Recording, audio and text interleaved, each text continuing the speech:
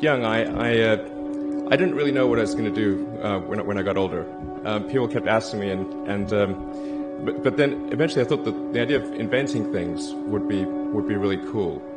And the reason I thought that was because I read a quote from Arthur C. Clarke, which said that a sufficiently advanced technology is indistinguishable from magic, and that's really true. If you go back, say 300 years, the things that we take for granted today would be you'd be burned at the stake for. Being able to fly, being able to see over long distances, being able to communicate, and having access to all the world's information instantly from almost anywhere on the earth. This is stuff that really would be magic, or would be considered magic in times past. In fact, I think it actually goes beyond that, because there are many things that we take for granted today that weren't even imagined in times past. They weren't even in the realm of magic. So it actually goes beyond that.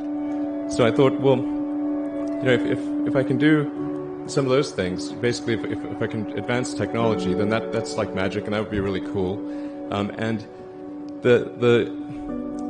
I also had sort of a slight existential crisis, because I was trying to figure out what does it all mean? Like, what's the purpose of things? And I came to the conclusion that if we can advance the knowledge of the world, if we can do things that expand the scope and scale of consciousness, then we're better able to ask the right questions and become more enlightened, and that's really the only way forward. I think about what technology solution is necessary in order to achieve the particular goal, and then try to make as much progress in that direction as possible. I think being a multi-planet species and being out there among the stars is important for the long-term survival of humanity. But then the part that I find personally most motivating is that it creates a sense of adventure, and it makes people excited about the future.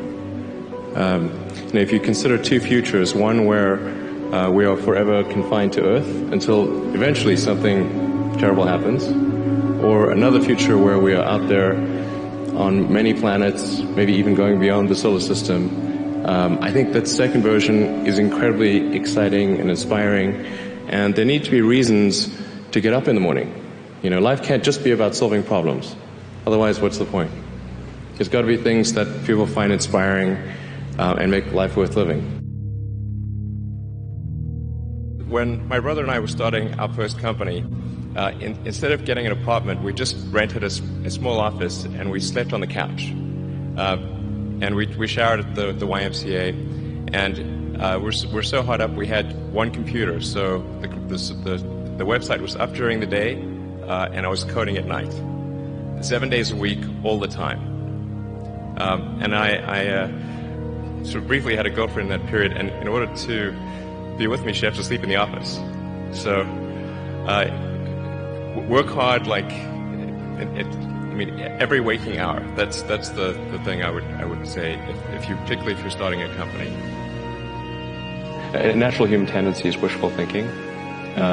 So a challenge for entrepreneurs is to say, well, what's the difference between really believing in your ideals and sticking to them versus pursuing some unrealistic dream that doesn't actually have merit? And that is a really difficult thing to tell. Can you tell the difference between those two things? Right. So you need to be sort of very rigorous in your self-analysis.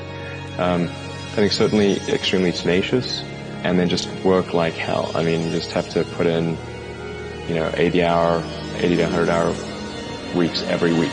That all those things improve the odds of success. Or how do you think about making a decision when everyone tells you this is a crazy idea? Or where do you get the internal strength to do that? Well, first of all, I'd say I actually think I feel fear quite strongly. So it's not as though I just have the absence of fear. I feel it quite strongly.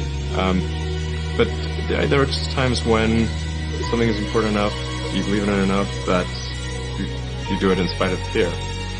People should think, well, I feel fear about this, and therefore I shouldn't do it.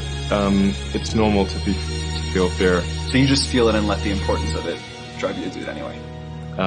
If you just accept the probabilities, then that diminishes fear.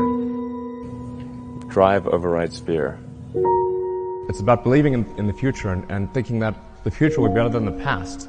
And I can't think of anything more exciting than going out there and being among the stars.